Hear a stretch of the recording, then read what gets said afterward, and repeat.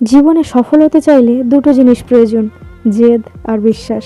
যদি তুমি তোমার সময়ের মূল্য না দাও তাহলে অন্যরাও দেবে না। নিজের সময় ও প্রতিভাকে বাজেভাবে নষ্ট করা বন্ধ করো, তাহলে সফল হবে।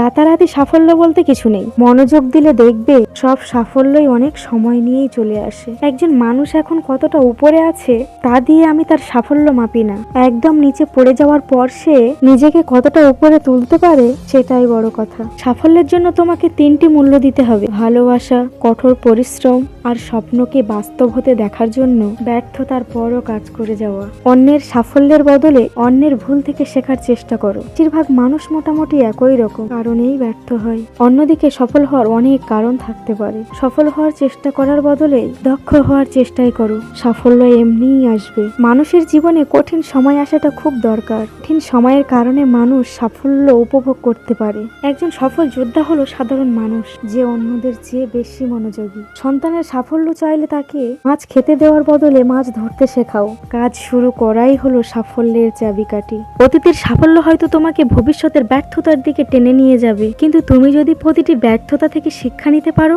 তবে দিন শেষে তুমি একজন সফল হবেই। সাফল্য তখন আসে যখন একজন মানুষ তার নিজের ক্ষমতার পুরোটা কোনো কাজে বিলিয়ে দেয়। সাফল্য ঘটে না, তাকে ঘটাতে হয়। আমি মনে করি সাফল্য মানে তুমি যা করতে চাও সেই বিষয়টি সবচেয়ে ভালোভাবে করার চেষ্টা করে যাওয়া। সাফল্যের আগুন একা একা জ্বলে না, এটা তোমাকে নিজ হাতেই জ্বালাতে হবে। সফল মানুষেরা সাধারণত তাদের কাজের বিষয়কে পাগলের মতো ভালোবাসে। ভুল করো কিন্তু সেটা থেকে শেখো, সঠিক কাজ করো কিন্তু সেটাতেই আটকে থেকো না। কোনো ভালো কিছু করে নিজের অহংকারকে বাড়িও না, বরং এর থেকে বড় হও। জীবনে কখনোই নতুন কিছু করতে ভয় পেও না।